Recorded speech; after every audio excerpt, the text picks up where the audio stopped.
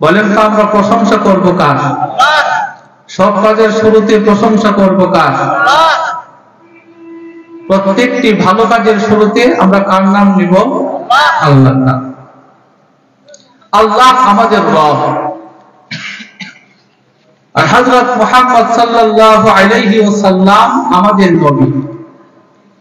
ইসলাম আমাদের ধর্ম। সন্দেহ আছে? এই তিনটা জিনিস মানব জীবনের সবচেয়ে বড় উপহার। আল্লাহকে রব হিসেবে পেয়েছি, নবী মুহাম্মদুর রাসূলুল্লাহকে নবী হিসেবে পেয়েছি, ইসলামকে ধর্ম হিসেবে পেয়েছি। যারা এটা মনে করে আল্লাহ আমার রব, মুহাম্মদুর রাসূলুল্লাহ আমার নবী, ইসলাম আমার ধর্ম, তার জীবন সফল। সুবহানাল্লাহ। আমরা সবাই জান্নাতে যেতে চাই, চাই কি চাই না? না জাহান্নামে যাবে? জান্নাত সুখের জায়গা আর জাহান্নাম কষ্টের জায়গা। জান্নাতে যেতে হলে কয়েকটি কাজ করতে হবে। এই কয়েকটি কাজ যদি কেউ করে, আল্লাহ তাআলা ওয়াদা করেছেন তার ঠিকানা হবে জান্নাত। সুবহানাল্লাহ। মোটা দাগে এই কয়েকটা আলোচনা করে শেষ করে দেব ইনশাআল্লাহ। সম্মানিত হাজিরিন, আল্লাহ রাব্বুল আলামিন বলেন, ইন্নাল্লাযীনা আমানু ওয়া আমিলুস সালিহাতি ওয়া আকামুস সালাতা ওয়া আতাউয যাকাতা লাহুম আজরুহুম ইনদা রাব্বিহিম ওয়ালা খাউফুন আলাইহিম ওয়ালা হুম ইয়াহজানুন। রব্বুল আলামিন বলেন, বান্দারে নিশ্চয় তারা আল্লাহর প্রতি ঈমান এনেছে। ইন্নাল্লাযীনা আমানু, যারা আল্লাহ তাআলার উপর ঈমান এনেছে, রাসূলুল্লাহর উপর ঈমান এনেছে, আল্লাহ তাআলা যা কিছু নাযিল করেছেন তার উপর ঈমান এনেছে। যেমন আমরা কালিমা পড়ে ঈমানে মুফাসসাল, মক্তবে ছোটকালে পড়েছি ঈমানে মুজমাল, ঈমানে মুফাসসাল, পড়ছেন কিনা? সেই কালিমার মধ্যে আমাদেরকে শিক্ষা দেওয়া হয়েছে আমানতু বিল্লাহ, আমানতু বিল্লাহি ওয়া মালাইকাতিহি ওয়া কুতুবিহি ওয়া রুসুলিহি ওয়াল ইয়াউমিল আখির ওয়াল কদরি খায়রিহি ওয়া শাররিহি মিনাল্লাহি তাআলা ওয়াল বা'থি বা'দাল মাউত। এভাবে একটু শিক্ষা দেওয়া হয়েছে। এই কালিমার মধ্যে শিক্ষা দেওয়া হয়েছে, আমরা বলেছি আমানতু বিল্লাহ, আমরা বিশ্বাস স্থাপন করেছি কার উপর? আর একটু দূরে কোন কার উপর? আমরা বিশ্বাস স্থাপন করেছি আল্লাহর উপর। আমানতু বিল্লাহি ওয়া মালাইকাতিহি, আল্লাহ তাআলা যত ফেরেশতা সৃষ্টি করেছেন সমস্ত ফেরেশতাগণের প্রতি আমরা ঈমান এনেছি। ওয়া কুতুবিহি, আল্লাহ তাআলা যত কিতাব নাযিল করেছেন, আমরা ছোট্টকালে স্কুলে পড়ার সময় ধর্ম শিক্ষা, ইসলাম শিক্ষার মধ্যে আমরা পেয়েছি আসমানি কিতাব 104টি। পড়ছি কিনা? এর মধ্যে উল্লেখযোগ্য হলো 4টা, সর্বশ্রেষ্ঠ হলো 4টা। ওই 100 সহ সর্বশ্রেষ্ঠ 4টা কিতাব তাওরাত, জাবুর, ইনজিল, কুরআন, এই 4টা সহ সর্বমোট 104টা কিতাব আল্লাহ তাআলা এই জমিনবাসীর জন্য দিয়েছেন, তাদের মুক্তির জন্য। জোরে কোন সুবহান। রব্বুল আলামিন যত কিতাব নাযিল করেছেন কার উপর? ওয়া রুসুলিহি, আল্লাহ তাআলা যত রাসূল দুনিয়াতে পাঠাইছেন সব রাসূলগণকে কিতাব দিয়েছেন।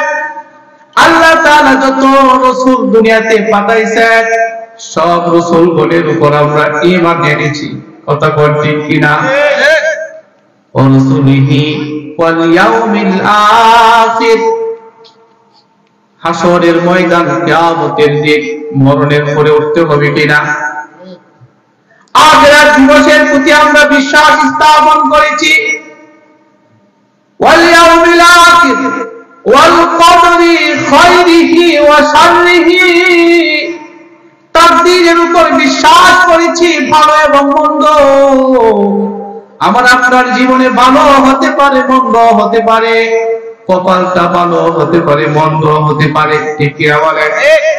এই যে ভালো এবং মন্দ, এটা তাকদীর, এই তাকদীরের উপরে আমরা বিশ্বাস স্থাপন করেছি। খায়রিহি ওয়া শাররিহি মিনাল্লাহি তাআলা, ভালো কিছু সব আল্লাহর পক্ষ থেকে, খারাপ কিছু হয় আল্লাহর পক্ষ থেকে।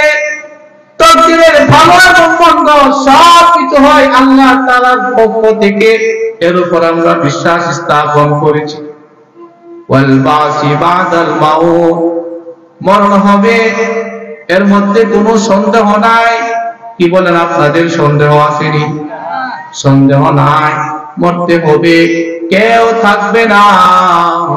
বাবা আদম থেকে নিয়া কিয়ামত পর্যন্ত যত প্রাণী আল্লাহ দুনিয়াতে পাঠাইছেন, সমস্ত প্রাণীকে দুনিয়া থেকে বিদায় নিয়ে চলে যেতে হবে। রব্বুল আলামিন বলেন, কুল্লু নাফসিন যায়িকাতুল মাউত, পৃথিবীতে যত প্রাণী পাঠাইছি, মানুষ সহ, হাঁস, মুরগি, গরু, ছাগল, ভেড়া, বকরি, সাপ, বিচ্ছু, আছে না নাই? যত প্রাণী আল্লাহ পাঠাইছেন, আল্লাহ বলেন প্রত্যেকটা প্রাণীকে মৃত্যুর স্বাদ গ্রহণ করতে হবে। প্রাণী সমূহের মধ্যে সর্বশ্রেষ্ঠ প্রাণী হলো মানুষ, ঠিক কিনা? মানুষকে আল্লাহ তাআলা বলছেন আশরাফুল মাখলুকাত, সৃষ্টির সেরা। আশরাফুল মাখলুকাত, সৃষ্টির সেরা হলো মানুষ। হাসরের ময়দানে মানুষের বিচার আচার হবে, মানুষের সেই বিশ্বাস রাখতে হবে একদিন মরণ হবে। ওয়াল বাসি বাদাল মাউত, মরণের পরে আবার উঠবো, আবার জীবিত হব, আল্লাহ তাআলা জীবিত করবেন। হাসরের ময়দানে আল্লাহ তাআলার দরবারে হাজির হতে হবে। কথা কোন ঠিক কিনা? সাতটা বিষয় এই কালিমার মধ্যে বর্ণনা করা হয়েছে। এই সাতটা মৌলিক বিষয়ের উপর যারা বিশ্বাস স্থাপন করে, যারা ঈমান আনে, তাদেরকে বলা হয় ঈমানদার। ঈমানদার বান্দাদেরকে আল্লাহ তাআলা ভালোবাসেন, মায়ার ডাক দেন। আল্লাহ বলেন, ইন্নাল্লাযীনা আমানু, এই যে ঈমানদার, যারা ঈমান আনছো, ওয়া আমিলুস সালিহাত, যারা নেক আমল করছো, যারা ঈমানদার আর যারা নেক আমলদার, যারা ঈমান আনছে আর নেক আমল করছে, তার মানে বোঝা গেল আগে ঈমান, এরপরে নেক আমল। কথা কোন ঠিক কিনা? ঈমানের সাথে যদি নেক আমল যুগ হয়, তাহলে আপনি সোনায় সুহাগা। আপনি নেক আমল করছেন, ঈমান নাই, দুনিয়াতে কিছু লাভবান হইবেন, আখিরাতে আল্লাহ তাআলার কাছে কোনো মূল্য পাইবেন না। দুনিয়াতে কাফির মুশরিক আছে না নাই? এরা কিন্তু নেক আমল করে না? অনেক কাফের দান করে, গরিব মানুষকে সাহায্য করা, গরিব মানুষকে কি করা? সাহায্য করা। এটা ভালো কাজ না খারাপ কাজ? ভালো কাজ। এটা সওয়াবের কাজ না? সওয়াবের কাজ।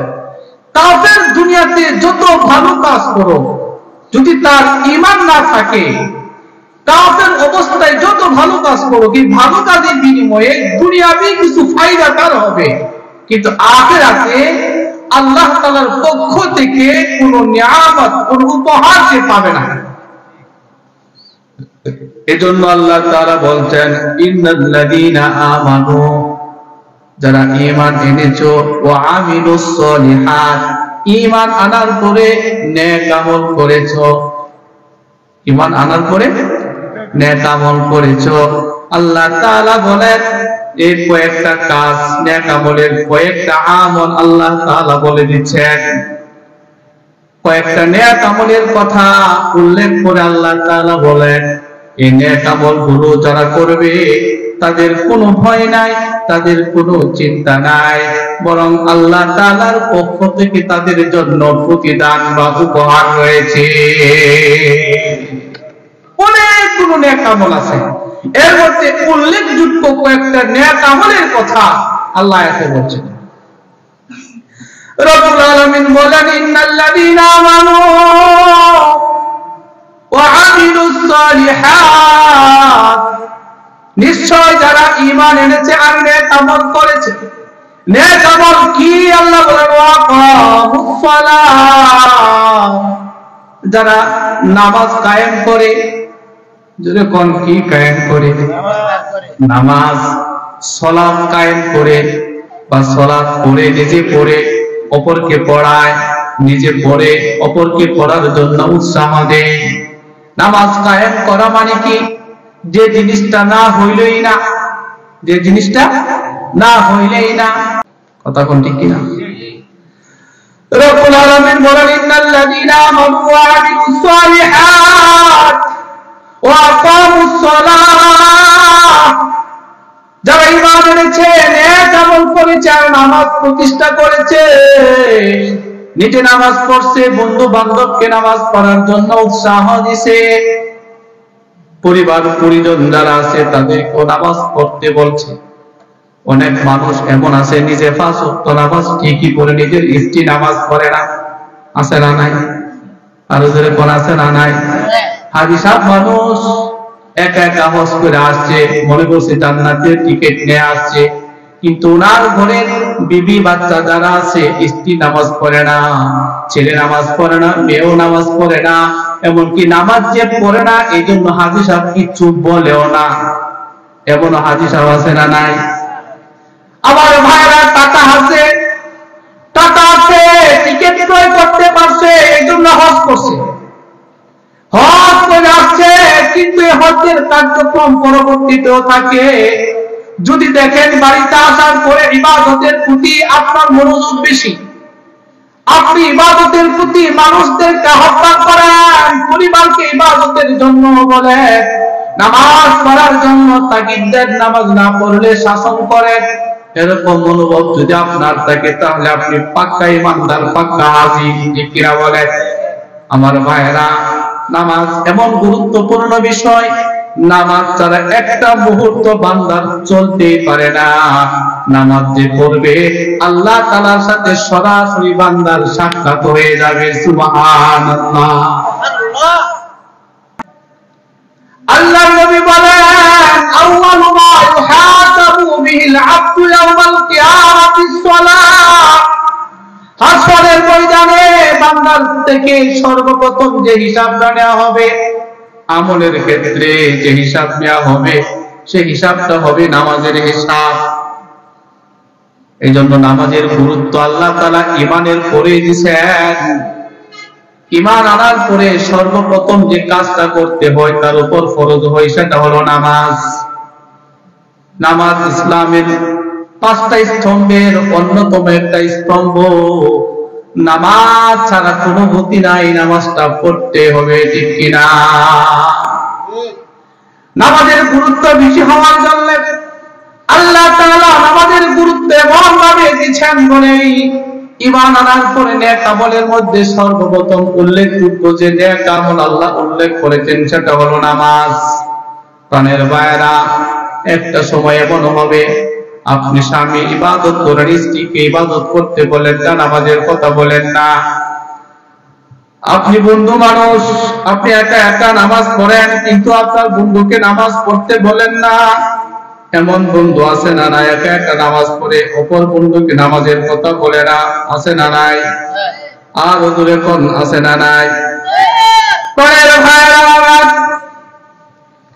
নামাজের জন্য অন্য অন্য বন্ধুদেরকে উৎসাহ দেয় না। নামাজ এমন গুরুত্বপূর্ণ একটা বিষয়, আল্লাহ তাআলা একটি সব অংশের থেকে যখন হিসাব নিবেন, হিসাব নেওয়ার পরে কোন কোন মানুষকে আল্লাহ তাআলা জান্নাতে দিবেন, আর কোন কোন মানুষকে আল্লাহ তাআলা জাহান্নামে দিবেন। জান্নাত বানাইছে মানুষের জন্য, জাহান্নামও বানাইছে আল্লাহ তাআলা মানুষের জন্য। কারা যাবে জাহান্নামে? প্রাণের ভাইরা, জাহান্নাম এটা কিন্তু কোনো সুখের জায়গা না। কি বলেন? সুখের জায়গা নেই। জাহান্নামের আগুন খুবই কঠিন আগুন। জাহান্নামের আগুন উত্তপ্ত করা হবে ইন্টারন্যাশনাল জাতীয় লাঠি দিয়া। দুনিয়ার আগুন জ্বালানো হয় খের দিয়া, বন দিয়া, লাকড়ি দিয়া, কাঠখড়ি দিয়া। দুনিয়ার আগুনের আর কি তীব্রতা, জাহান্নামের আগুনের এত তীব্রতা, এত তীব্রতা। দুনিয়ার আগুনের মধ্যে একটু যখন আঙ্গুলটা লাগে সহ্য করা যায় না। জাহান্নামের আগুন আর দুনিয়ার আগুনের মধ্যে আকাশ আর পাতালের ব্যবধান। দুনিয়ার আগুন আর জাহান্নামের আগুনের মধ্যে কত ব্যবধান। আল্লাহ তাআলা এই জন্য তার বান্দাদেরকে সতর্ক করছেন, ইয়া আইয়ুহাল্লাযীনা আমানুত্তাকুল্লাহ, হে ঈমানদারেরা আল্লাহকে ভয় করো। ও আনফুসাকুম ওয়া আহলিকুম নার, হে ঈমানদারেরা আল্লাহকে ভয় করো আর তুমি নিজেকে জাহান্নামের আগুন থেকে বাঁচাও, তোমার পরিবার পরিজন যারা আছে তাদেরকেও বাঁচাও। নামাজ পড়লে একা একা জান্নাতে যাওয়ার স্বপ্ন দেখলেন, পরিবারকে কি জান্নাতে নিবেন? আমার ভাইয়েরা, দুনিয়াতে আপনি যদি কোনো ভালো রেস্টুরেন্টে যান, ভালো একটা খাবার খান, আর স্ত্রীর সাথে যদি আপনার মহব্বত থাকে, ভালোবাসা থাকে, আপনি চিন্তা করবেন আমি তো ভালো রেস্টুরেন্ট থেকে খাবার খাচ্ছি, আমার স্ত্রীর জন্য নিয়ে যায়। কি বলেন? করে কিনা? দুনিয়ার মজা যদি স্ত্রীকে নিয়ে একসাথে খাইতে পারেন, তাহলে যে জান্নাত চিরস্থায়ী ভাবে থাকবে, সেই জান্নাতের মধ্যে কি স্ত্রীকে নিয়ে যেতে চাই কি চাই না? আল্লাহ তাআলা বলছেন, ইয়া আইয়ুহাল্লাযীনা আমানু কু আনফুসাকুম ওয়া আহলিকুম নার, হে ঈমানদারেরা তোমরা জাহান্নামের আগুন থেকে বাঁচো, পরিবার পরিজনকেও বাঁচাও। আপনার সামনে আগুন, আপনি আগুন দেখে সতর্ক হবেন, আপনার সন্তানকে সতর্ক করবেন, আপনার মেয়েকেও সতর্ক করবেন, আপনার স্ত্রীকেও সতর্ক করবেন, বন্ধু বান্ধবকেও সতর্ক করবেন, পাড়া প্রতিবেশী যারা আছে তাদেরকেও সতর্ক করবেন। ঠিক কিনা? সবাইকে বাঁচাইতে চেষ্টা করবেন।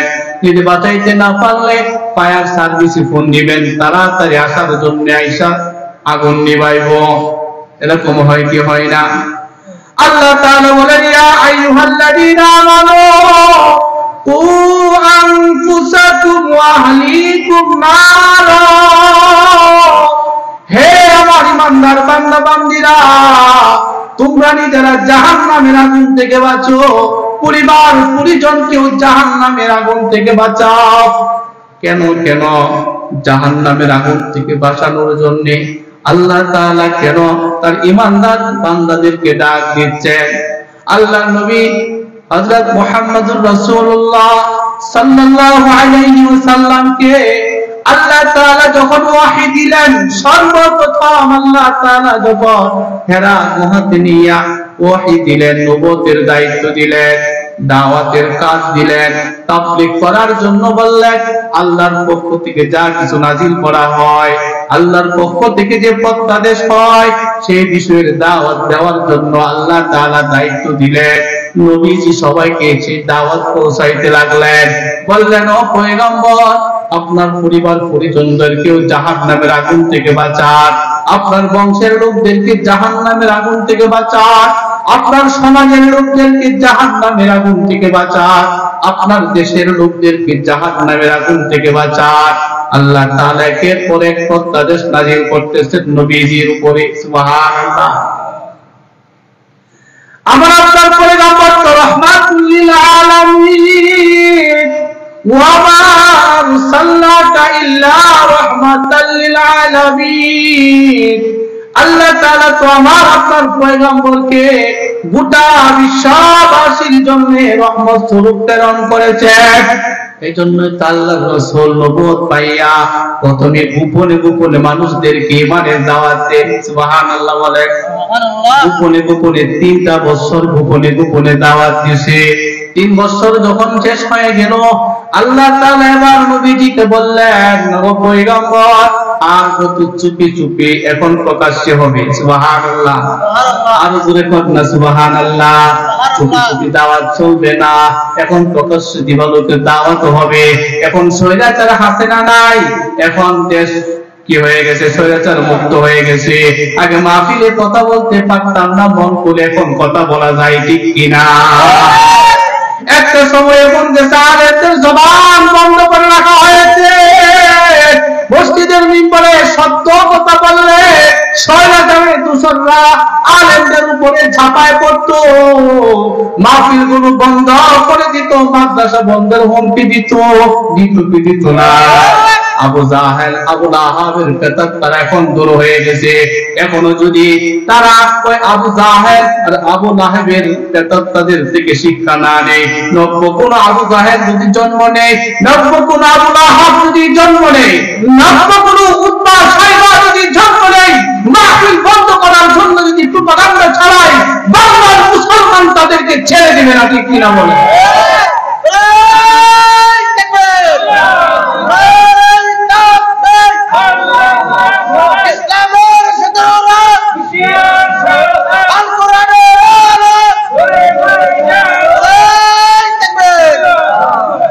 ভাইরা, এখনো সে আবু জাহেলের পেতাত্তারা সমাজের রন্ধে রন্ধে বসবাস করতেছে।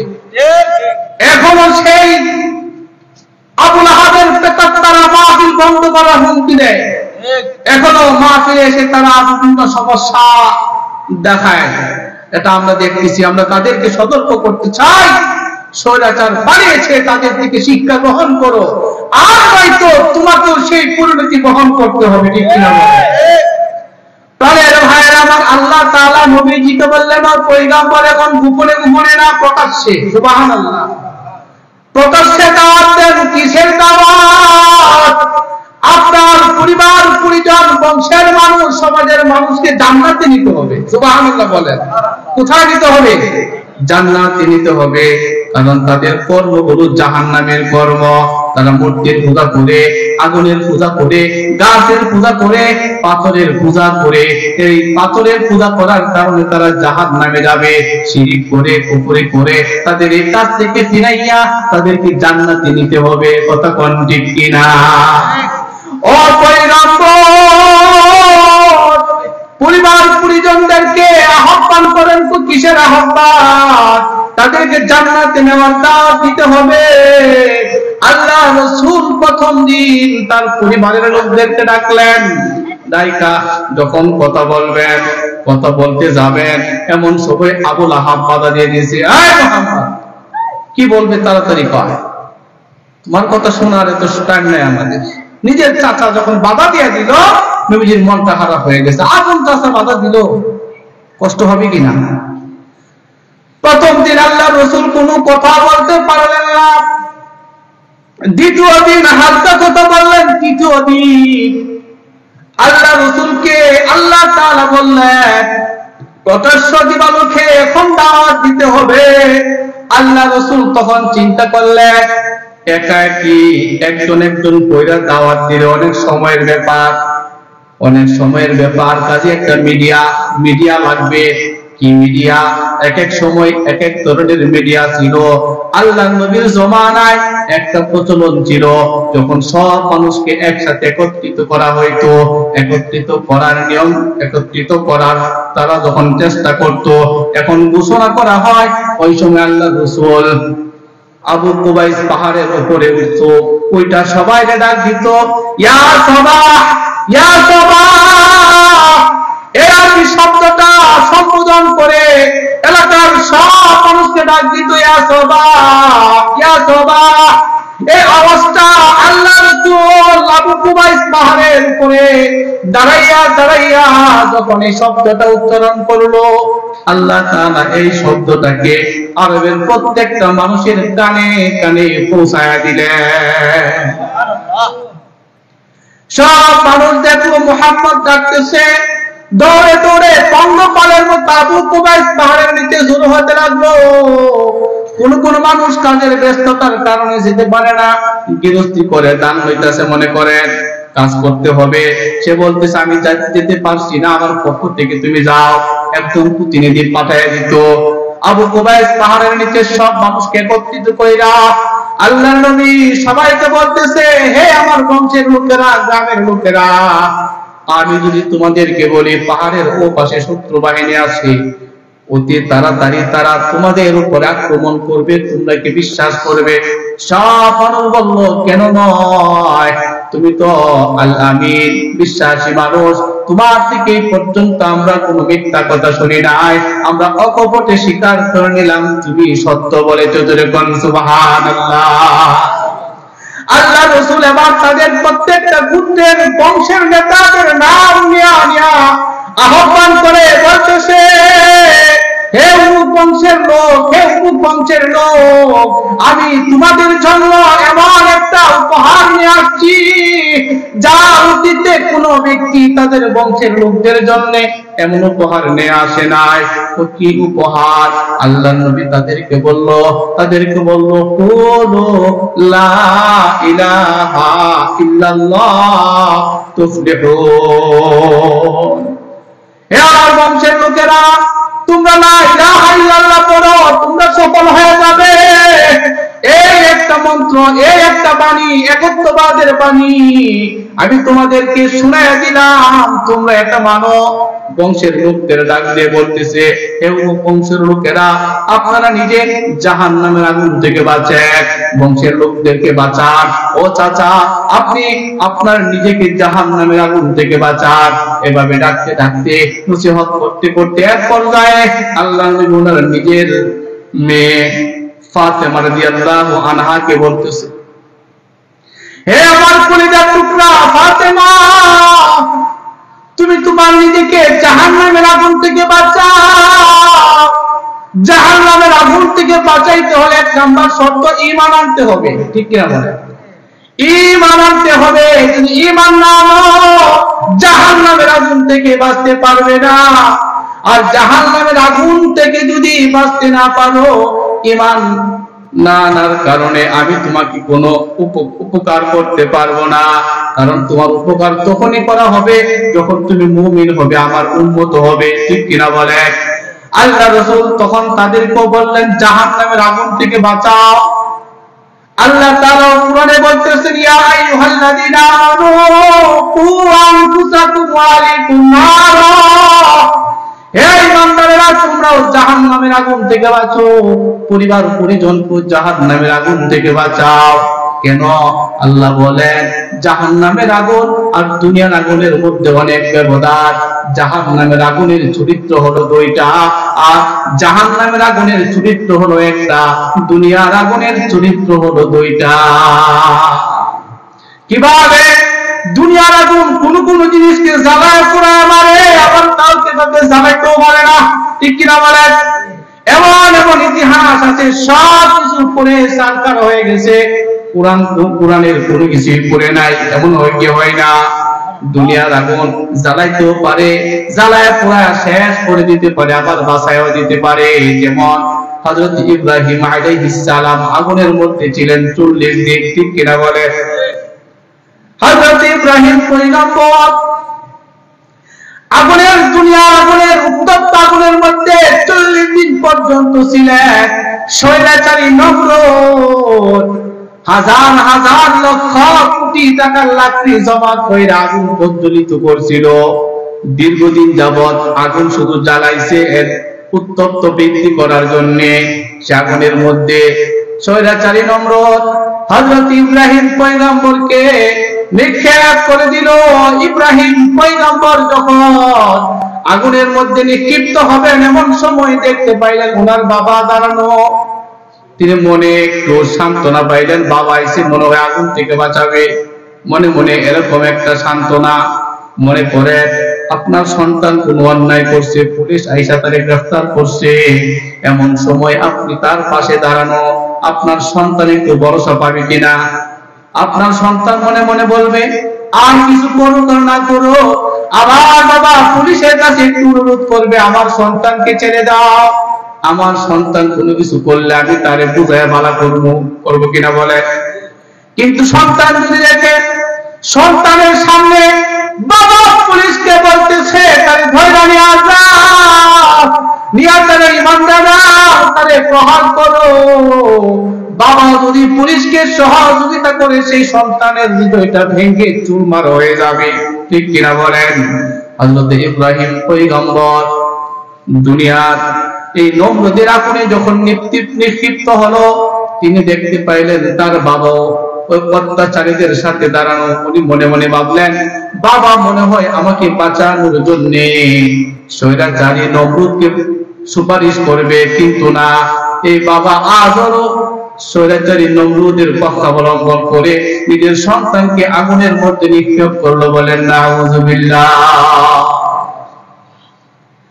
আগুনে নিক্ষেপ করছে, কিন্তু আল্লাহ তাআলা আগুনকে বলে দিয়েছেন, ইয়া নারকুনি বারদাও ওয়া সালামান আলা ইব্রাহিম। আল্লাহু আকবার। আল্লাহ তাআলা আগুনকে বলছে, ওরে আগুন, তোমার মাঝে আমার খলিল, আমার বন্ধু ইব্রাহিম আছে, আমার ইব্রাহিমকে তুমি জ্বালাইবা না, পোড়াইবা না। সুবহানাল্লাহ। ও আগুন, আমার ইব্রাহিমের জন্য তুমি নাতিশীতোষ্ণ হয়ে যাও, এত গরম হয়েও না যে আমার ইব্রাহিমের কষ্ট হবে, আবার এত ঠান্ডাও হয় না আমার ইব্রাহিমের কষ্ট হবে। আগুন আল্লাহর হুকুম পালন কইরা হযরত ইব্রাহিমকে আরামে 40 দিন পর্যন্ত সেখানে থাকার সুযোগ করে দিয়েছেন। বলেন সুবহানাল্লাহ। হযরত ইব্রাহিম পয়গম্বর 40 দিন পরে আগুন থেকে মুক্ত হয়ে তিনি যখন পরিবারের সাথে বসবাস করতে লাগলেন, একটা পর্যায়ে ইব্রাহিম পয়গম্বর বৃদ্ধ হয়ে গেলেন। ওনার সন্তানরা বিয়ে করছে, নাতি-নাতকর হইছে। নাতি-নাতকর হইলে দাদারা নানারা নাতিদেরকে নিয়ে মজা করে কি করে না? মজা করার প্রাক্কালে একদিন নাতিদের সাথে কথা বলতেছে, ও আমার নাতিরা শুনো, আমার এই জীবনে আমি যত আনন্দ করেছি, আমার এই জীবনে আমি যত আনন্দের সময় কাটিয়েছি, কত জায়গায় গিয়েছি, কত জায়গায় দেখেছি, কিন্তু আমার এত ভালো লাগে নাই। দুনিয়ার জীবনে আমি সবচেয়ে বেশি আনন্দের মুহূর্তটা ছিল নমরুদ যখন আমাকে আগুনে নিক্ষেপ করেছিল, সেই সময়টা। আল্লাহু আকবার। বুঝা গেল দুনিয়ার আগুন কাউকে জ্বালাইতে পারে না, কিন্তু জাহান্নামের আগুনের চরিত্র হলো কাউকে ছাড়ে না, সবাইকে জ্বালায় পুরায়া সারকার করে দেয়। কেমনে সারকার করে? আল্লাহ বলেন, দুনিয়ার আগুন তো জ্বালাই খেত দিয়া, ঠিক কিনা বলেন? গাছের লতা পাতা দিয়া, লাকড়ি দিয়া দুনিয়ার আগুনকে জ্বালায়। আর হাসরের ময়দানে জাহান্নামে যাদেরকে নিক্ষেপ করা হবে, যে আগুন দিয়ে তাদেরকে জ্বালানো হবে, সে আগুনের লাকড়ি হবে মানুষ এবং পাথর। রব্বুল আলামিন বলেন, ওয়াকুদুহান নাস ওয়াল হিজারা, জাহান্নামের আগুন জ্বালানো হবে, এই জাহান্নামের আগুনের লাকড়ি হবে মানুষ এবং পাথর। পাথর যে জ্বলবে নিজে জ্বলার জন্য জ্বলবে না, মানুষকে জ্বালানোর জন্য জ্বলবে। আবার মানুষকেও আল্লাহ তাআলা লাকড়ি বানাবেন। যখন জাহান্নামের মধ্যে মানুষকে লাকড়ি বানাবেন, মানুষটাকে পুড়তে থাকবে, একটা পর্যায়ে জিবরাইল আলাইহিস সালাম জাহান্নামের পাশ দিয়ে যখন গমন করবেন, হযরত জিবরাইল শুনতে পাইবেন জাহান্নামের আগুনে যারা পুড়তেছে তাদের থেকে চিৎকার, ভয়ঙ্কর চিৎকারের আওয়াজ জিবরাইল আলাইহিস সালাম শুনতে পাইবেন। তিনি শুনতে পাবেন জাহান্নামের অন্তর থেকে কে যেন আল্লাহকে ডাকতেছে, ইয়া হান্নান, ইয়া মান্নান। আল্লাহ তাআলার গুণ বাচক এই দুইটা নাম নিয়া নিয়া জাহান্নামে আগুনে পুড়ে পুড়ে ছাই হয়ে যাওয়া ওই মানুষগুলো ইয়া হান্নান ইয়া বান্নান বলে ডাকতে থাকবে। এই আওয়াজটা হযরত জিবরাইল আলাইহিস সালামের কানে এসে পৌঁছবে। জিবরাইল আলাইহিস সালামের আওয়াজটা শুনে তার মায়া হবে, হাই হাই বনি আদম জাহান্নামের আগুনে জ্বলতেছে, পুড়তেছে, তাকে রক্ষা করতে হবে। তার মায়া হযরত জিবরাইল আল্লাহ তাআলার কাছে চলে যাবে। আল্লাহ তাআলার কাছে গিয়ে বলবে, গো আল্লাহ, আপনার কোন বান্দা জানি জাহান্নামের আগুনে জ্বলে পুড়ে ছারখার হয়ে যাচ্ছে। আপনার কোন বান্দা জাহান্নামের আগুনে জ্বলে পুড়ে ছারখার হইয়া আপনার গুণবাচক নাম ইয়া হান্নান ইয়া মান্নান বলে চিৎকার করে ডাকতেছে। তার অবস্থা দেখা তার এই বিকট আওয়াজে এই আওয়াজটা আমার কানে আসার সাথে সাথে তার প্রতি আমার মায়া জন্মে গেছে।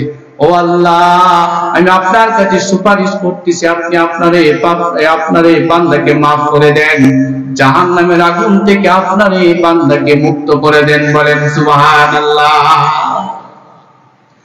আমরা যখন নামাজ পড়ি অথবা হুজুরের কাছে দোয়া চাই, হুজুরা নামাজের পরে দোয়া করে আর দোয়ার মধ্যে বলে রব্বানা আতিনা ফিদ দুনিয়া হাসানা ওয়া ফিল আখিরাতি হাসানা, দোয়াটা করি কিনা? কি বলেন, এই দোয়াটা করি কিনা? রব্বানা আতিনা ফিদ দুনিয়া হাসানা ওয়া ফিল আখিরাতি হাসানা, আল্লাহ দুনিয়াতে শান্তি দাও, আখিরাতে শান্তি দাও। দুনিয়াতে কল্যাণ দাও, আখিরাতে কল্যাণ দাও। ওয়া কিনা আযাবান নার, জাহান্নামের আগুন থেকে মুক্তি দাও। এই যে দোয়াটা পড়ে হযরত জিবরাইল রব্বুল আলামিনকে বলতেছেন, আল্লাহ আপনার ওই বান্দাকে জাহান্নামের আগুন থেকে আপনি মুক্তি দেন, আমি জিবরাইল আপনার কাছে সুপারিশ করতেছি। আল্লাহু আকবার। আল্লাহ তাআলা বলবেন, জিবরাইল আগুনে পড়তেছে আমার বান্দা, দয়া মায়া হয়েছে তোমার চেয়ে কি আমার দয়া মায়া কম নাকি? আল্লাহু আকবার। তুমি আমার বান্দার জন্য তোমার এত মায়া, তোমার চেয়ে বেশি মায়া তো আমার। ঠিক আছে, তুমি যখন সুপারিশ করেছো আমার বান্দাকে আমি মুক্ত করব, তুমি যাও মালিক ফেরেশতার কাছে, যে মালিক ফেরেশতা জাহান্নামের দারওয়ান। সুবহানাল্লাহ। মালিক ফেরেশতাকে গিয়ে বলা আমার ওই বান্দাকে উদ্ধার করে আনার জন্য জিবরাইল আলাইহিস সালাম মালিক ফেরেশতার কাছে যাবে, গিয়ে বলবে ওই যে জাহান্নামের অতল গহ্বর থেকে কে যেন আওয়াজ করতেছে, ইয়া হান্নান ইয়া মান্নান বলে ডাকতেছে। ওই বান্দাটাকে জাহান্নামের আগুন থেকে তুমি উদ্ধার করে নিয়ে আসো। অর্ডার পাওয়ার সাথে সাথে মালিক ফেরেশতা দৌড়ে জাহান্নামের অতল গহ্বরে চলে যাবে। চলনা পরে খুঁজবে, খুঁজে খুঁজে চলে আসবে, কিন্তু ওই লোকটাকে পাওয়া যাবে না। সে চলে আসবে, আওয়াজ শুনবে ঠিক, কিন্তু লোকটা কোথায় আছে কেউ বুঝতে পারবে না। ছোটকালে আমরা একটা খেলা খেলতাম, পালায় পালায় থাকতাম, বড় লাশ থাকলে লাশের ভিতরে ঢুকায় থাকতাম, কইতাম কতদিন এরকম 60 দিয়া ফলাফল ঘুরতো, কিন্তু তারা খুঁজে পাইত না। দরজা চিপার মধ্যে লুকায় থাকতো, কম্বলের নিচে শুয়ে থেকে কইতাম কুক করতাম, কি করতাম না। এবারে জাহান্নামের আগুনে পুড়ে পুড়ে জাহান্নামীটা আল্লাহকে ডাকবে, ইয়া হান্নান ইয়া মান্নান, আওয়াজ হবে কিন্তু লোকটাকে দেখা যাবে না। মালিক ফেরেশতা চলে আসবে, এভাবে জিবরাইলকে বলবে, আওয়াজ শুনে কিন্তু মানুষটাকে খুঁজে পাই না। জিবরাইল ফেরেশতা আল্লাহর কাছে যাবে, বলবে রব্বুল আলামিন তাকে খুঁজে পাওয়া যায় না, কিন্তু আওয়াজ শোনা যায়। আল্লাহ বলবেন আবার যাও। এভাবে একবার, দুইবার, তিনবার পর্যন্ত যাবে, জাহান্নাম তন্ন তন্ন করে খুঁজবে, কিন্তু তাকে পাওয়া যাবে না। মালিক ফেরেশতা এসে বলে, জাহান্নামে তো ওই জাহান্নামীরা শুনতে পায়, কিন্তু কিন্তু তাকে তো কোথাও খুঁজে পাই না, অথচ তার খোঁজ রাখার কথা। জেলের মধ্যে কে আছে নাই জেলার জানে কিনা? একটু জোরে কোন জানে কিনা? জেলারের কাছে হিসাব থাকবে কে কোন জায়গায় আছে, কে কোন সেলে আছে, কত নাম্বার সেলে কত নাম্বার রুমে আছে, সব জেলারের কাছে থাকবে। আর জাহান্নামের জেলার এই মালিক ফেরেশতা বলতেছে জাহান্নাম তন্ন তন্ন করে খুঁজেছি, কোথাও ওই পাপিষ্ঠ বান্দাকে খুঁজে পাচ্ছি না, কিন্তু আওয়াজ শুনতে পাচ্ছি। 3 বার আসা যাওয়া করবে, খুঁজে পাওয়া যাবে না। আল্লাহ তাআলার কাছে বলা হবে রব্বুল আলামিন আপনার ওই বান্দাকে তো খুঁজে পাওয়া যায় না। আল্লাহ তাআলা তখন বলবেন এই হিসাবটা তো মালিক ফেরেশতার কাছে থাকার কথা। ঠিক আছে, তার কাছে না থাকলেও সে তো আমার বান্দা, আমার কাছে হিসাব আছে। সুবহানাল্লাহ। মালিক ফেরেশতাকে গিয়ে বলো জাহান্নামের ভিতরে একটা কূপ আছে, ওই কূপের ভিতরে পাথর আছে, ওই পাথরের নিচে আরেকটা পাথর আছে, ওই পাথরের নিচে আরেকটা পাথর আছে, ওই পাথরের নিচে আরেকটা পাথর আছে। এভাবে মালিক ফেরেশতাকে কে বলো কূপের মধ্যে ডুব দিতে। সেখানে সে দৌড়ে চলে যাবে, যাইয়া জাহান্নামের কূপে গিয়া এমন ভাবে ডুব দিবে পাথরটাকে তুলবে, দ্বিতীয় পাথর বের হবে, তৃতীয় পাথরটাকে তুলবে, তৃতীয়টা বের হবে, তৃতীয় পাথরটাকে তুলবে, চতুর্থটা বের হবে। এভাবে পাথর তুলতে তুলতে একটা পর্যায়ে দেখবে এতগুলো পাথরের নিচে জাহান্নামীটা চাপা পড়ে পুরে পুরে চাল হচ্ছে, আর বলতেছে ইয়া হান্নান ইয়া মান্নান। মালিক ফেরেশতা তাকে দইরা সেখান থেকে তুলে নিয়ে আসবে আল্লাহ তাআলার দরবারে।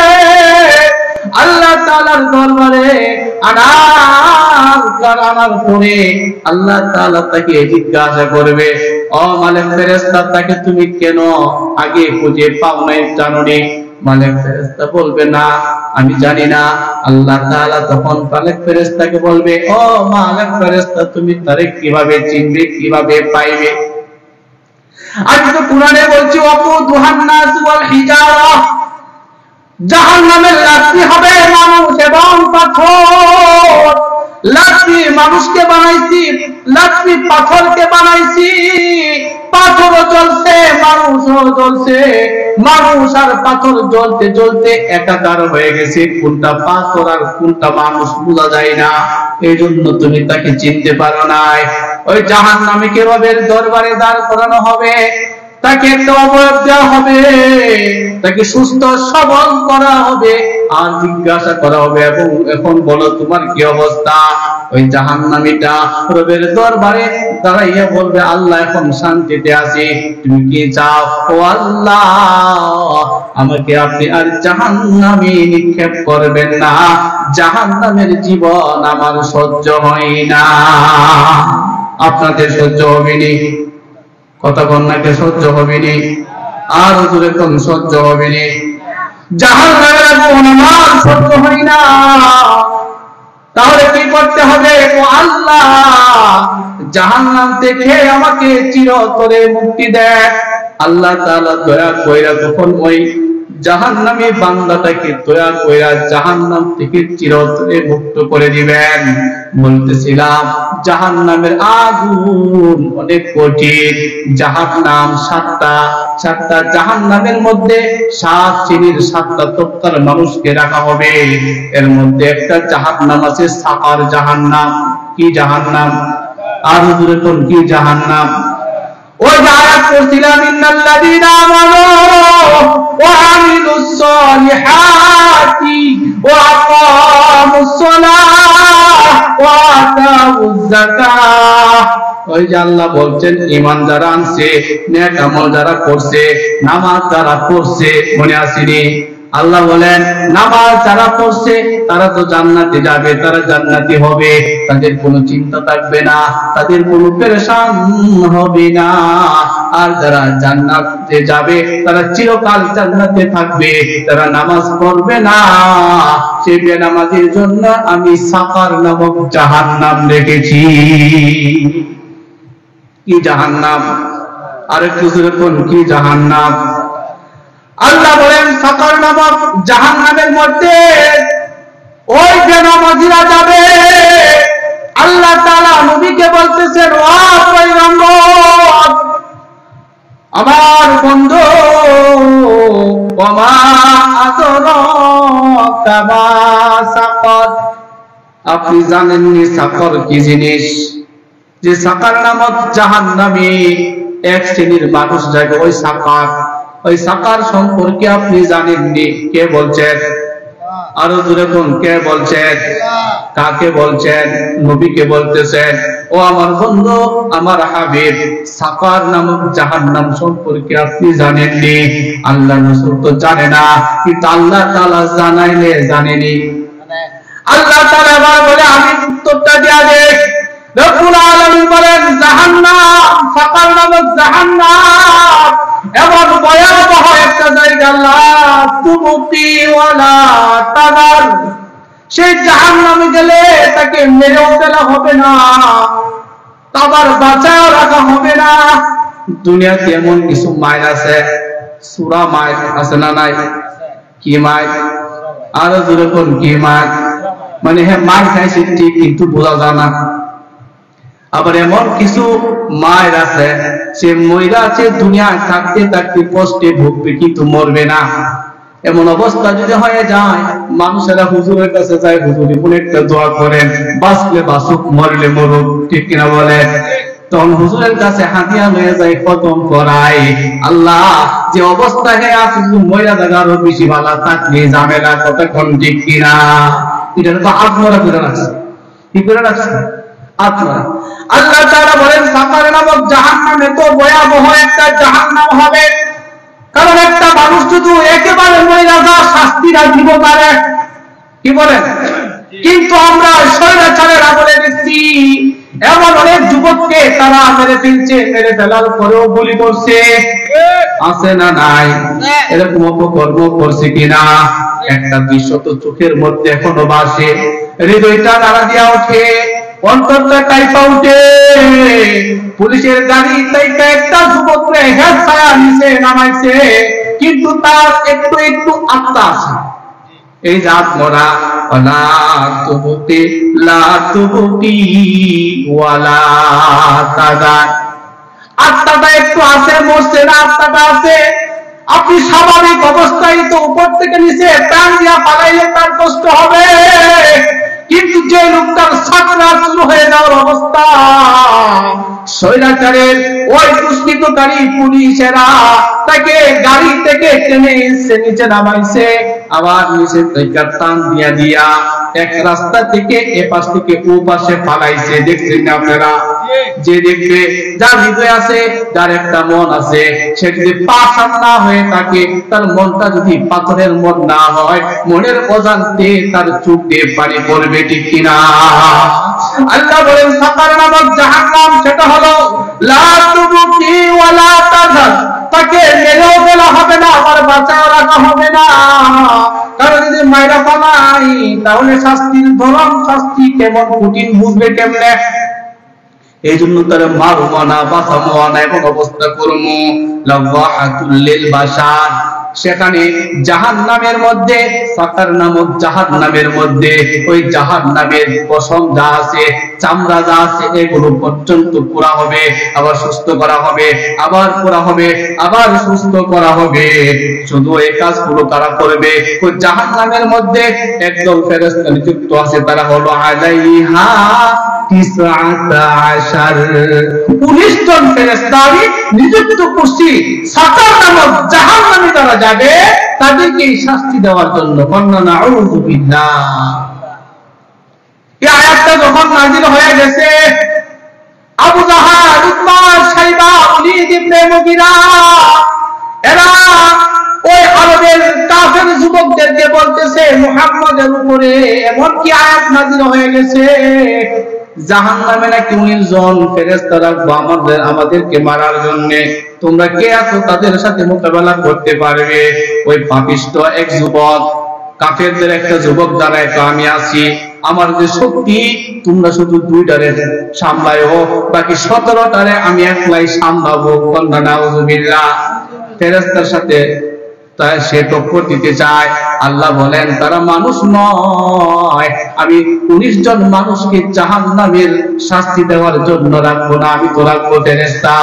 আমার ফেরেশতা বাহিনীর সাথে কাফের কখনো পারবে না, ঠিক কিনা? আবার তাদের ভাইয়েরা, বিচার শুরু হবে, জান্নাতীরা জান্নাতে চলে যাবে, জাহান্নামীরা জাহান্নামে চলে যাবে।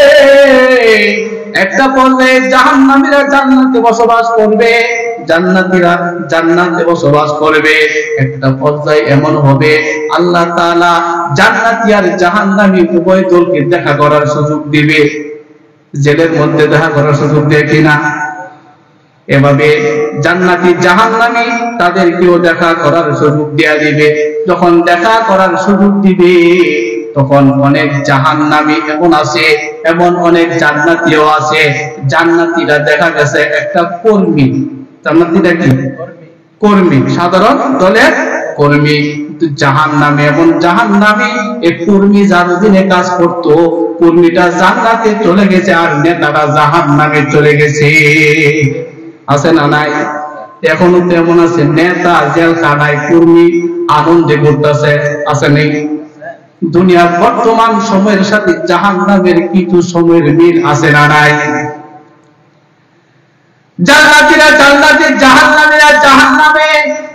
আল্লাহ তাআলা দেখা করার সুযোগ করে দিবে। জান্নাতের কর্মীরা, জান্নাতের মানুষেরা জাহান্নামীদেরকে দেখবে, দেখা তাদেরকে বলবে ফি জান্নাতি ইয়াতাসালুনা আনিল মুজরিমিন। জান্নাতের বন্ধুরা জাহান্নামী অপরাধীদেরকে দেখে তাদেরকে জিজ্ঞাসা করবে মা সালাকাকুম ফি সাকার। ওলিরা, আপনি জাহান্নামী কেন? আপনি না নামাজ, আপনারা সমাজের নেতৃত্ব দিতেন, আপনার নেতাগিরি করতেন, আপনার অধীনে আমি কাজ করতাম, আপনি অর্ডার করলে আমি কাজ করতাম, কিন্তু আমি আজকে জান্নাতে, আপনি জাহান্নামে। কারণটা কি? জান্নাতীরা জাহান্নামীদেরকে জিজ্ঞাসা করবে আমি জান্নাতে, আপনারা জাহান্নামে কেন? জাহান্নামীরা তখন বলবে ক্বালু লাম নাকু মিনাল মুসাল্লিন। জাহান্নামীরা সেদিন বলবে জাহান্নামে আমরা এমনিতে আসি না, দুনিয়াতে থাকতে তোমরা কিছু কাজ করতে যেটা আমরা করতাম না। নেতা বলবে দুনিয়ায় থাকতে যখন আযান দিত আমি ঘরের মধ্যে লুকায় থাকতাম, তুমি নামাজে চলে যাইতা। এমন অনেক সৎ কর্মী আছে না নাই? বলবে একসাথে আমরা কলেজে গেছি, একসাথে রাজনীতি করছি, একসাথে কৃষি কাজ করছি, একসাথে ব্যবসা করছি। যখন আযান দিত আমি নামাজ পড়তাম না, তুমি নামাজ পড়তা। তুমি নামাজ পড়ার কারণে তুমি আজকে জান্নাতে চলে গেছো। লাম নাকু মিনাল মুসাল্লিন। দুনিয়ার জীবনে আমরা নামাজি ছিলাম না, নামাজি না থাকার কারণে আজকে আমাকে জাহান্নামের মধ্যে আসতে হয়েছে। এই জাহান্নাম হলো সাকার নামক জাহান্নাম। যেই জাহান্নামে যাবে, সাকার নামক জাহান্নামে যাবে কোন কারণে? এক নাম্বার কারণ যে নামাজ পড়ে না। কি পড়ে না? লাম নাকু মিনাল মুসাল্লিন। দুনিয়ার জীবনে আমরা নামাজি ছিলাম না, মুসল্লি ছিলাম না। বর্তমানে তো মসজিদ গুলো শূন্য, বিরাট বড় মসজিদ, চাই সারা মসজিদ, কিন্তু মসজিদে মুসল্লি নাই। কথা কোন ঠিক কিনা? মসজিদে মুসল্লি নাই, কিন্তু মসজিদের ইমাম সাহেবকে নিয়া চায়ের দোকানে সমালোচনা আছে না নাই? আরো দূরে কোন আছে না নাই? নামাজ না পড়লেও ইমাম সাহেব পয়সা কি করে সেই হিসাব তার কাছে আছে। আল্লাহ তো ইমাম সাহেবের হিসাব রাখস, আমার কাছে কিন্তু তোর হিসাব আছে, ঠিক কিনা? নামাজ না পড়লে সাকার নামক জাহান্নামে যেতে হবে। আরো অনেক কারণ আছে জাহান্নামে যাওয়ার। আল্লাহ তাআলা বলেন জাহান্নামে বিভিন্ন শাস্তি আছে, এক একজন অপরাধীকে এক একটা শাস্তি দেওয়া হবে। এর মধ্যে একটা শাস্তি এরকম, হাসরের ময়দানে কারো শাস্তি হবে না, কিন্তু একজনের শাস্তি হবে, বিচারের মাঠে শাস্তি হবে, জাহান্নামে নিয়ে আনা মাঠে শাস্তি। এমন অনেক সময় রিমান্ডে নেওয়ার আগে আরো একবার রিমান্ড নেয়, এমন আছে না নাই? পুলিশে ফিরাইতে ফিরাইতে জেলে বলে, এরপরে আদালত গেলে সেখান থেকে রিমান্ড মঞ্জুর করায়। এই রিমান্ড মঞ্জুর করার আগে অনেক সময় পিঠায়, পিঠাই কি পিঠাই না? জাহান্নামের অপরাধীদের এক একটা ক্যাটাগরি থাকবে, ক্যাটাগরি দেখা দেখা জাহান্নামীদেরকে শাস্তি দেওয়া হবে। কিন্তু একদল অপরাধী এমন হবে, তাদেরকে জাহান্নামে নিয়ে যাওয়ার আগে হাসরের মাঠে তাদের বিচার শুরু হয়ে যাবে। জাহান্নামে এমন কিছু মানুষ থাকবে, তারা যখন কবর থেকে উঠবে পাগলের মতো উঠবে, অচেতন অবস্থায় উঠবে। জিন ভূতে কাউকে ধরলে সে অস্বাভাবিক থাকে, জিনে যদি কাউকে ধরে শয়তানের আসর যদি তার উপরে গিয়া পড়ে, সে অস্বাভাবিক আচরণ করে, সে টালমাটাল হয়ে চলে, ঠিক মতো দাঁড়াইতে পারে না, বসতেও পারে না। কথা কোন ঠিক কিনা? আল্লাহ বলেন এক শ্রেণীর লোক এমন আছে, তারাও হাসরের ময়দানে দাঁড়াইতে পারবে না, কিন্তু এমন ভাবে দাঁড়াইবে তারা টালমাটাল হবে, যেমন নাকি শয়তান একজনকে আসর করলে টালমাটাল অচেতন হয়ে থাকে। এমন পাগলের মতো জাহান্নামের ওই শ্রেণীগুলো হাসরের ময়দানে দাঁড়ায় থাকবে। আল্লাযীনা ইয়াকুলুনা রিবা লা ইয়াকুমুনা ইল্লা কামা ইয়াকুমুল্লাযী ইয়াতাখাব্বাতুহু শাইতানু মিনাল মাস। এমন একদল লোক, ওই সমস্ত লোকগুলো কারা? নামটা বলবনি, আপনারা শুনতে চাননি? যারা কবর থেকে পাগলের মতো উঠবে, যিনি তোরা মানুষের মতো রোগীর মতো উঠবে। নামটা বলবনি, আপনারা নি কষ্ট পান। আগামী তিনি দাওয়াত না দেন, দিলে দেন, না দিলে নাই, কিন্তু লোকগুলারে চিনায় দেয়। আপনিও লোকটারে চিনতে পারবেন কে? হাসরের ময়দানে কবর থেকে পাগলের মতো উঠবে, যিনি ধরা রোগীর মতো উঠবে। ওই লোকগুলোর ব্যাপারে আল্লাহ বলেন, তারা হলো ওই সমস্ত লোক যারা দুনিয়াতে সুদ খায় আর ঘুষ খায়। এমন ফিসাব আছে না নাই এলাকাতে? ঘরে ঘরে আছে। এক শুধু বেড়া সুদ খাইতে, এখন ভিডিও সুদ খায়, এরকম আছে না নাই? আগে শুধু সুদখোর ছিল, এখন সুদখোর নিয়ে বাড়িছে। জামাইতে বয় সুদ খা, জানেননি আপনারা? এই গোপন বেদ আপনারা জানেননি? জামার কাছ থেকে নিজের বউ কি খায়? সুদ খায়। কেমনে খায়? মনে করেন জামাই টাকা দরকার, বউকে পরামর্শ করতেছে, বিবি সাহেব আমার তো টাকা দরকার, মুখ কাজ করতে হবে, কারো কাছে টাকা পাইতেছি না, তোমার কাছে কোনো টাকা আসেনি? কোনা আমার কাছে কোনো টাকা নাই, কোনো হাতে বের করে দাও। তখন বউ কি করে? নিজের কাছে কিছু জমানো টাকায় আরেকজনের নাম দিয়া জামাইরে দেয়। এরকম সালাইকা বউ আছে না নাই? বলে উমুকের মাত্রায় আনছি, মাসে এত করে তারা লাভ দেওয়া লাগবো। মূলত উমুকের মার টাকা না, তার টাকাই জামাইরে দিছে, মাসে মাসে জামাইয়ের টাকা লাভ সেই খাইতেছে। নামটা হইতেছে উমুকের বউয়ের নাম, কিন্তু সুদ খাইতেছে নিজের বউ। এমন সুদ করলে বউ আছে না না? আল্লাহ বলেন এমন সুদখোর আর ঘুষখোর জামাই বউ বেটা বিবি যারাই সুদ খাইব ঘুষ খাইব, হাসরের ময়দানে তারা তালমাতাল হইয়া উঠবো, জিনে ধরা রোগীর মতো উঠবো। সুদখোর সুদখোরনি, ঘুষখোর ঘুষখোরনি। আল্লাহ বলেন তাদের এই শাস্তিটা কেন হবে? কারণ তাদের শাস্তি হলো তারা যখন সুদ খায় ঘুষ খায়, তাদের যখন হজ কইরা বোঝায়, হুজুরে বোঝায়, বাবু মানুষেরা বোঝায়, তখন সে বলে মানুষ আমার টাকা নিয়ে ব্যবসা করতেছে, হে জীবন লাভ করে, আমি তো লাভ করি। যে ব্যবসার সুদটারে এক মনে করছে। কথা কোন ঠিক কিনা? শুধু বর্তমানের মানুষেরা এরকম এক মনে করে না, অতীত এমন এক মনে করত, ব্যবসাটাকে সুদের মতো মনে করত। আল্লাহ বলেন হাসরের ময়দানে সুদখোর আর ঘুষখোর, সুদখোর নিয়ে আর ঘুষখোর নিয়ে এদেরকে পাগলের মতো দাঁড় করানো হবে। কেন? আল্লাহ বলেন বিআন্নাহুম ক্বালু ইন্নামাল বাইউ মিসলুর রিবা। ব্যবসাটা তো সুদের মতোই। ব্যবসা করলে একটা জিনিস, একটা কলা 1 টাকা কিনা 2 টাকা বেচতে যেমন 1 টাকা লাভ করছে, আমি তো 1 টাকা একজনকে দিয়া 1 টাকা লাভ করছি। ব্যবসা এবং সুদটারে তারা একই মনে করতো। আল্লাহ বলেন এই কারণে হাসরের ময়দানে তোদেরকে পাগলের মতো দাঁড় করাবো। বলেন নাউযুবিল্লাহ। শুধু তাই নয়, শুধু তাই নয়, আল্লাহ তাআলা বলেন ইয়া আইয়ুহাল্লাযীনা আমানুত্তাকুল্লাহ ওয়া যারু মা বাকিয়া মিনার রিবা ইন কুনতুম মুমিনিন।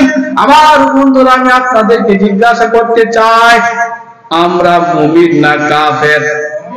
আরো জোরে কর, আরো জোরে কর। আপনারা মুমিন না কাফের? আপনারা বহু মুমিন না কাফের? আল্লাহ তাআলা বলতেছেন যারা মুমিন, কি বলতেছেন? যারা মুমিন তাদেরকে বলতেছেন ইয়া আইয়ুহাল্লাযীনা আমানুত্তাকুল্লাহ, হে ঈমানদার মুমিন পুরুষ আর মুমিন নারী, তোমরা আল্লাহকে ভয় করো। ওয়াজারু মা বাকিয়া মিনার রিবা, যাদের কাছে সুদের টাকা লাগাইছো, তোমাদের টাকা যাদের কাছে লাগাইছো তাদের কাছ থেকে অতিরিক্ত আর সুদ নিবা না। কে বলছে? জোরে কোন, কে বলছে? আল্লাহ বলছেন যাদের কাছে সুদের টাকা লাগাইছো তাদের কাছ থেকে যে টাকা লাগাইছো ওই টাকাটাই লইবা, অতিরিক্ত আর নিবা না, আমি হারাম কইরা দিলাম। আল্লাহ বলেন আহাল্লাল্লাহুল বাইআ ওয়া হারামার রিবা, আমি আল্লাহ ব্যবসাকে হালাল করছি, সুদকে হারাম করছি। ও ঈমানদার নারী পুরুষ, ইত্তাকুল্লাহ, আমি আল্লাহকে ভয় করো। ওয়াজারু মা বাকিয়া মিনার রিবা, সুদ থেকে ফিরে আসো। তাদের কাছে সুদের টাকা লাগাইছো তাদের থেকে আর অতিরিক্ত নিবা না, অতিরিক্ত গুলো মাফ কইরা দাও, মূলধন তুমি নিয়ে আসো। আমরা অনেক সময় বলি তুই যদি বাপের বেড়া হস তাইলে তুই মন কাজটা করবি না, কই কি কই না? আমার অনেক সময় বেড়া গেলে দেখা যায় যে কাজটা না করতে পারি আমি আমার বাপের না, কই কি কই না? আল্লাহ তাআলা বলেন সুদ থেকে বাঁচো। যাদের কাছে সুদের টাকা লাগাইছো তাদের কাছ থেকে অতিরিক্ত আর সুদ নিও না। ইন কুনতুম মুমিনিন, যদি তোমরা মুমিন হও। কি হও? আল্লাহ বলেন যদি তোমরা মুমিন হও। ও আমার ভাইরা, যদি আপনারা নিজেদেরকে মুমিন মনে করেন, ও আমার মা বোনেরা, যদি নিজেদেরকে মুমিন মনে করেন, তাহলে আল্লাহ কোরআনে বলতেন যদি মুমিনা হও তাহলে আর সুদ নিবা না। কথা বলেন ঠিক কিনা? তাহলে সুদের টাকা লাগানো যাইবো? তোকে সুদের টাকা আনা যাইবো? আনা যাবে না। আল্লাহ রাসূল বলেন যারা সুদ খায় আর যারা সুদ নেই, যে সুদ দেয় সুদ নেই, যে সুদের চুক্তি করে লেখালেখি করে, আবার সাক্ষী আছে না নাই? 2 জন সাক্ষী লাগে। এই সাক্ষী গুলো যারা সাক্ষী থাকবে তারা সহ সবার উপরে আল্লাহ এবং তার রাসূলের লানত। করে নাউযুবিল্লাহ। আল্লাহ এই ওয়াজটা করতেন মুমিনদেরকে এই ওয়াজ করে বলতেছে ইত্তাকুল্লাহ ওয়া যারু মা বাকিয়া মিনার রিবা ইন কুনতুম মুমিনিন। হে আমার বান্দারা, মুমিন বান্দা বান্দিরা, তোমরা সুদ আর খাইবা না, সুদ থেকে বেঁচে থাকো যদি তোমরা মুমিন হও। আল্লাহ নসিহত করতেন, ওয়াজটা করতেন, উপদেশ দিয়েছেন। তারপরে আল্লাহ বলতেছেন ফা ইল্লাম তাফআলু, এরপরেও যদি তোমরা সুদ খাও। কে বলতেছেন? আল্লাহ বলতেছেন আমি নিষেধ করতেছি আর সুদ খাইবা না, এরপরেও যদি তোমরা সুদ খাও। ফা ইল্লাম তাফআলু ফাযারু বিহারবিন মিনাল্লাহি ওয়া রাসূলিহি। আমরা আল্লাহকে ভালোবাসি, রাসূলকে ভালোবাসি, ঠিক কিনা বলে? আর রাসূলে বলে আল্লাহকে ভালোবাসেন কিনা, নবীকে ভালোবাসেন কিনা? আপনি যাকে ভালোবাসেন তার সাথে আপনি মারামারি করতে পারবেন? আপনার বাবাকে আপনি ভালোবাসেন, বাবার সাথে কি মারামারি করতে পারবেন? মার সাথে মারামারি করতে পারবেন? আমার আল্লাহ বলেন ফা ইল্লাম তাফআলু, সুদ খাওয়া নিষেধ, আর সুদ খাইবা না। এরপরে যদি সুদ খাও সাবধান, যদি আর পরেও সুদ খাও তাহলে সাবধান থেকো, ফাযানু বিহারবিন মিনাল্লাহি ওয়া রাসূলিহি, হাসরের ময়দানে আল্লাহ এবং তার রাসূলের সাথে যুদ্ধ করার জন্য প্রস্তুত থাকো। বলেন না নাউযুবিল্লাহ। আল্লাহর সাথে যুদ্ধ করতে পারবেন, রাসূলের সাথে যুদ্ধ করতে পারবেন, কিন্তু হাসরের ময়দানে এই সুদখোরগুলোকে দাঁড় করানো হবে, ঘুষখোরগুলোকে দাঁড় করানো হবে। দাঁড় করাইয়া এই সুদখোর ঘুষখোরের হাতে একটা খুর দেওয়া হবে, অস্ত্র দেওয়া হবে। অস্ত্র দিয়ে বলবে, এই সুদখোর দ্বারা এই যে আল্লাহর সাথে দা ইয়া আল্লাহ এবং আল্লাহ রাসূলের সাথে গিয়ে যুদ্ধ কর। করনা নাউযুবিল্লাহ। কার এত বড় সাহস আল্লাহর সামনে গিয়ে যুদ্ধ করবে? সুতরাং সেই সুদ থেকে বেঁচে থাকা দরকার আছে না নাই? আমার ভাইরা সুদের টাকা লাগায় দিচ্ছেন, ভুল করছেন, লাগায় দিচ্ছেন, কি করছেন? ভুল করছেন, কিন্তু তওবার সুযোগ আছে না নাই? আল্লাহ বলেন, ওয়া ইন তুবতুম ফালাকুম রুউসু আমওয়ালিকুম, যদি তোমরা তওবা করো, সুদ লাগায় দিছো, বুঝছেন না, ভুলে লাগাইছেন, শয়তানের প্ররোচনায় পড়ে লাগায় দিছেন, তওবা করে ফেলেন। তওবা করেন, যার কাছে টাকা সুদে লাগাইছেন তারে বলেন, ভাই আমারে আর সুদ দেওয়া লাগবে না, যে টাকাটা দিয়েছিলাম মূলধনটা আমাদের ফিরিয়ে দেন, আমি আর সুদ নেব না। সুবহানাল্লাহ বলবেন না? এই কাজটা যদি করেন, আল্লাহ তাআলা বলেন, লা তাজলিমুনা ওয়ালা তুজলামুন, ওই ব্যক্তির উপরও জুলুম করা হবে না, তোমার উপরও জুলুম করা হবে না। অনেক সময় দেখা গেছে অনেক মানুষের কাছে টাকা লাগাই দিচ্ছেন, সুদের টাকা লাগাই দিচ্ছেন, কিন্তু এখন আর সুদ খাইবেন না, তওবা করে রাখছেন, কিন্তু টাকাটা তো বেঁচে যাচ্ছে, বুঝছে না? এমন অনেক মানুষ আছে নিরুপায় হইয়া সুদে টাকা নিতে হয়। সমাজে এমন অনেক দুর্বল মানুষ, অসুস্থ হয়ে গেছে, কারো কাছে ধারও টাকা পাইতেছে না, কিন্তু একজনের কাছে পাইছে হেঁটে আসারা, সুদে টেয়াসারা দিব না, এমন লোক আছে না নাই? হ্যাঁ, ধরে দিছে, কিন্তু ওই সুদ করে একটা বুঝাইছে, আল্লাহ আমি তওবা করতে চাই না, সুদ খাবো না। আল্লাহ তাআলা তাকে সম্বোধন করে বলতেছেন, ওয়া ইন কানাত ইসরাতিন ফানাজুরাতুন ইলা মাইসারা, যদি সম্ভব হয় যার কাছে সুদের টাকা লাগাইছেন তাদেরকে একটু সহলত দেন, সহজ করে দেন, বলেন এই তোমার কাছে যে মূলধন পাই, মূলধনটাই আমারে ফিরিয়ে দিও সঠিক টাইমে। কিভাবে সঠিক টাইমে দিবে? দেখা গেছে গরিব মানুষ ঠিক টাইমে টাকা দিতে পারতেছে না, অনেক সুদখোর এমন আছে, দেখবেন আপনাকে এই কথা এই কথা জীবনে এমন কথা বলবে যে কথা আপনি জীবনে শুনেন নাই, এমন সুদখোর আছে না নাই? আর এমন সুদখোর আছে, এমন সুদখোর জামাই আছে, শ্বশুরের কাছে টাকা লাগাইছে, শ্বশুরে 1 লাখ টাকা দিছে ধারে, ওই শ্বশুরের কাছ থেকে জামাই সুদ খায়, আছে না নাই? যদি কোনো কারণে টাকাটা সঠিক টাইমে দিতে না পারে, সিরিয়ালে বাড়ি পাঠায় দেয়, টাকা লয়ে আইবি, টাকা নাই তাহলে বাড়িতে আসতে পারবে না, এমন কুলাঙ্গার জামাই সমাজে আছে না না? আমার ভাইরা, বুঝাইছে দিনের রোজ আপনি মানুষদেরকে টাকা লাগায় দিচ্ছেন, এখন আর সুদ খাইবেন না, আপনার মূলধন ফিরিয়ে আনতে হবে, কিন্তু গরিব মানুষ টাকাটা সঠিক টাইমে দিতে পারতেছে না। আপনি যদি তাকে সহজ করে দেন, তাকে যদি সময় দেন, ঠিক আছে, 1 দিন না 2 দিন পরে দেন, 3 দিন পরে দেন, ওই লোকটা চেষ্টা করতেছে আপনাকে টাকাটা ফিরিয়ে দেওয়ার জন্য, কিন্তু সুযোগ পাইতেছে না। আল্লাহ রাসূল বলেন, যে ব্যক্তি কোন ঋণদার ভাইকে এই সুযোগটা করবে, দিয়ে দিবে, ঠিক আছে তুমি সময় সুযোগ বুঝে আমার টাকাটা দিয়ে দিও, যতদিন পর্যন্ত সেই টাকাটা সে উসুল করতে না পারছে ততদিন সদকা করার সওয়াব আল্লাহ তার আমলনামায় দিয়ে দিবে।